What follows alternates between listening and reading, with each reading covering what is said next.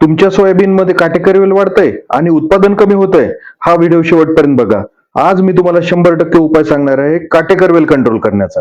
हे इच ग्रास, यालाच आपण काटेकर वेल म्हणतो, काटेरी गवत म्हणतो किंवा सरकटे असं म्हणतात.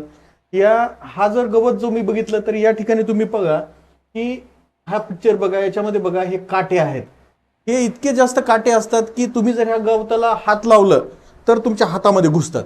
आणि याची हाईट जर बघितली, हे जर पूर्ण वाढलेलं जर गवत बघितलं तर माझ्यासारखा उंच माणूस सुद्धा ह्या गवतामध्ये दिसत नाही, इतकं उंच हे गवत वाढतं. तुम्हाला बऱ्याच जणांना ह्या गवताचा प्रॉब्लेम झाला असेल. याच्यामध्ये बघा की तांदळासारखे याच्यामध्ये अशा पद्धतीनं तुम्ही जर बघितलं तर ह्याच्या बिया असतात, लक्षात घ्या. आणि हे खूप टणक गवत आहे, हे अत्यंत टणक गवत आहे. ह्याला उपटायला गेलं तर तुमच्या हातामध्ये काटे घुसतात, इतकं डेंजर गवत आहे. आणि जर हे खूप जास्त वाढलं तर तुम्हाला पाहायला मिळेल की तुमचं पूर्ण पीक हे झाकून टाकतं.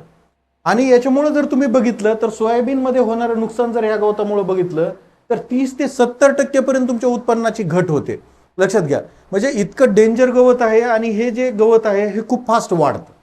सोयाबीन साधारणतः 20 दिवसाचं असताना सोयाबीनची आपली हाईट असते हे असायची, परंतु तुम्ही जर बघितलं तर 20 दिवसानंतर साधारणतः याची जर हाईट बघितली तर हे 1 फुटापर्यंत वाढतं. म्हणजे सोयाबीनपेक्षा दुप्पट तिप्पट याचा वाढीचा दर असतो. आणि अशा गवताला कंट्रोल करण्यासाठी या ठिकाणी 2 गटामध्ये मी तुम्हाला हर्बिसाइड सांगितलेले आहेत. पहिला आहे प्री इमर्जन्स प्रकारातला हर्बिसाइड. हे हर्बिसाइड आपल्याला उगवणी पूर्व वापरायचे असतात, लक्षात घ्या. उगवणी पूर्व म्हणजे पेरणीनंतर आणि उगवणी पूर्व. आता हा जो पिरियड असतो हा साधारणतः 2 ते 3 दिवसाचा वेळ असतो पेरणीनंतरचा.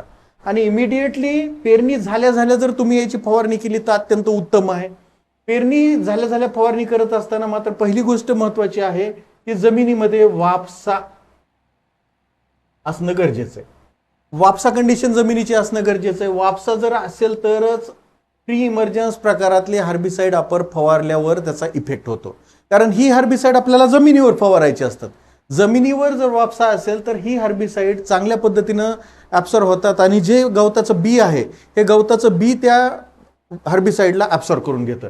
आता याच्यामध्ये पहिलं जे हर्बिसाइड आहे हे आहे पेंडिमिथिलिन. पेंडिमिथिलिन नावाचा हर्बिसाइड आहे. पूर्वी ते 30% मध्ये भेटायचं, परंतु आता हे 38.7% मध्ये हे उपलब्ध आहे. आणि याचं एकरी प्रमाण आहे 600 ते 700 मिली. 600 ते 700 मिली आपल्याला हे पेंडिमिथिलिन वापरायचं आहे. आणि मार्केटमध्ये टाटा कंपनीचं पनिडा ग्रॅनेड नावानं हे मिळतं आणि BASF कंपनीचं स्टॉर्म एक्स्ट्रा या नावानं हे उपलब्ध आहे. आता याच्यामध्ये लक्षात घ्या 600 ते 700 ml कसं वापरायचं. त्याच्यामध्ये 200 लिटरचा ड्रम घ्यायचा आहे, त्याच्यामध्ये 190 लिटर पाणी भरून ठेवायचं आहे. पाणी भरल्यानंतर एक बकेट घ्यायची सेपरेट 10 लिटर व्हॉल्यूम असलेली, त्याच्यामध्ये 10 लिटर पाणी टाकायचं आणि याच्यामध्ये साधारणतः 600 ते 700 ml जे हे औषध आहे हे औषध वतायचं. औषध वतल्यानंतर काय करायचं, काडीच्या साह्यानं त्याला हलवून घ्यायचं, ड्रम घ्यायचा आणि या ड्रममध्ये ती बकेट वतायची. ड्रममध्ये बकेट वतली की काय होईल की हे जे द्रावण आहे 200 लिटरचं बनेल. चांगलं ढवळून घ्यायचं, फवारा भरायचा आणि फवारा भरला की फवारणी करायची. मागच्या व्हिडिओमध्ये मी तुम्हाला सांगितलं होतं की फवारणी कशी करायची. फवारणी करत असताना लक्षात घ्या, हवा जर पश्चिमेकडून पूर्वेकडे असेल तर दक्षिणेकडून उत्तरेकडे फवारणी करायची. आणि फवारणी करत असताना लक्षात घ्या, असं फवारत जात असताना आपला हात किती ओळी कव्हर करू शकतो, किती साऱ्या कव्हर करू शकतो हे लक्षात ठेवायचं आणि त्या पद्धतीनं पुढे जायचं. येताना त्याच पद्धतीनं तेवढ्या साऱ्या सोडून देऊन एक्स्ट्रा साऱ्या सोडायच्या, येताना पाठ फिरवायची आणि त्याच पद्धतीनं फवारत पुन्हा दक्षिणेकडे यायचंय.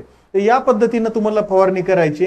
आणि तुम्हाला मगाशीच सांगितलं की हे उगवणी पूर्वीच आपल्याला फवारणी केली तर याचा इम्पॅक्ट येतो. कारण हे जे तण आहे, काटेकरवेल तण आहे, ह्याच्या बियांना हे उगवूच देत नाही.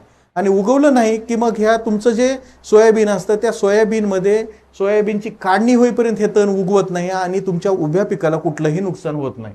आपण दुसरं हर्बिसाइड बघूया की जे याच्यामध्ये रिकमेंड केलेलं आहे ते आहे, मार्केटमध्ये याचं नाव आहे मार्क नावानं हे उपलब्ध आहे आणि स्ट्रॉंग आर्म नावानं उपलब्ध आहे. याचं कंटेंट आहे डायक्लोसुलम 84% आणि याचं प्रमाण अत्यंत कमी आहे. एकरी फक्त तुम्हाला 12.4 ग्राम प्रति एकर हे वापरायचंय. हे वापरत असताना पाण्याचं प्रमाण मात्र कॉन्स्टंट आहे. 200 लिटर पाणीच आपल्याला वापरायचं आहे, लक्षात घ्या. 200 लिटर पाणी. मगाशी जी प्रोसिजर केली तीच प्रोसिजर या ठिकाणी करायची आहे.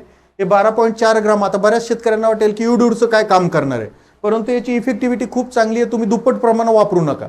दुप्पट प्रमाण वापरलं तर याचा परिणाम तुमच्या खर्चावर होतो, लक्षात घ्या. आपला खर्च वाढतो आणि खर्च वाढला की उत्पन्न कमी होतं. त्याच्यामुळे तुम्ही लक्षात घ्या की हे 12.4 प्रति एकर हे पुरेसं आहे. हे पाण्यात मिसळायचं आणि त्याच पद्धतीनं तुम्हाला फवारणी घ्यायची आहे.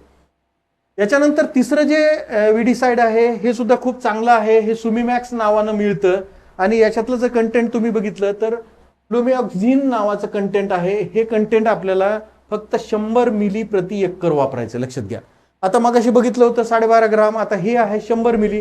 पाण्याचं प्रमाण मात्र कॉन्स्टंट आहे. 200 लिटरच पाणी आपल्याला वापरायचं. 200 लिटर पाण्यामध्ये मगाच्याच पद्धतीनं हे मिक्स करायचं आणि फवारणीची पद्धत तुम्हाला सांगितली त्याच पद्धतीनं आपल्याला फवारणी करायची. हे झाले तुमचे प्री इमर्जन्स टाईप मधले हर्बिसाइड. आता एक गोष्ट लक्षात घ्या की हे जे तण आहे काटेकरवेल, हे काटेकरवेल तण ह्या 3 प्री इमर्जन्स टाईपच्या हर्बिसाइड्सना अत्यंत चांगल्या पद्धतीनं कंट्रोल होतं. हे तणनाशक त्याला 100% पर्यंत कंट्रोल करतात. त्याच्यामुळं पोस्ट इमर्जन्सच्या भानगडीमध्ये ह्या तणासाठी तरी पडायची गरज नाही. आता याच्यामध्ये जर तुम्ही बघितलं तर पोस्ट इमर्जन्स प्रकारातली फक्त 2 ते 3च तणनाशक याच्यावर काम करतात आणि त्याच्यामध्ये पहिलं तणनाशक आहे इमॅझिथायपर, जे आपलं परसूट नावानं मार्केटमध्ये भेटतं किंवा लगान किंवा वीड ब्लॉक. आता याच्यामध्ये फक्त प्रमाण 300 ml घ्यायचं, हे 200 लिटर पाणी घ्यायचंय. मगाचं प्रमाण कॉन्स्टंट आहे, लक्षात घ्या. पाणी 200 लिटर लागणार आहे आपल्याला, पण औषध आपल्याला हे 300 ml लागणार आहे. दुसरं जे औषध आहे हे ओडीसी नावाचं औषध आहे, BASF कंपनीचं आहे. याचं प्रमाण मात्र फक्त 40 ग्राम वापरायचं आहे आणि हे 200 लिटर पाण्यातच आपल्याला वापरायचं आहे. आणि तिसरं आणि आणखी चांगल्या पद्धतीने याचं इफेक्टिव्ह कंट्रोल करणारं जे आहे ते आहे फुजीफ्लेक्स किंवा आयरिस नावानं सुद्धा हे मिळतं FMC कंपनीचं. हे मात्र आपल्याला 400 मिली वापरायचं. पाण्याचं प्रमाण हे आपलं 200 लिटर आहे. तर या पद्धतीनं तुम्ही ह्या तणाचा चांगल्या पद्धतीनं याचा तुम्ही नायनाट करू शकता तुमच्या पिकामध्ये आणि तुम्ही भरघोस उत्पन्न घेऊ शकता. एक गोष्ट लक्षात घ्या की हे तण अत्यंत डेंजरस, जसं मी सांगितलं 30 ते 70% पर्यंत नुकसान पिकाचं आपल्या होणार आहे. जर हे तण तुमच्या जमिनीमध्ये असेल, जर तुमच्याकडे चुनखडीची जमिनी असेल, जर तुमच्याकडे पाणी धरून ठेवणारी जमीन असेल, जर तुमच्याकडे मध्यम ते हलकी जमीन असेल, तर ह्या सर्व जमिनीमध्ये मगाशी जे मी तुम्हाला रिकमेंड केलेले हर्बिसाइड आहेत जे प्री इमर्जन्स प्रकारातले, ते मात्र आवर्जून वापरा आणि तुमच्या पिकामधील तणांचा बंदोबस्त करा. धन्यवाद.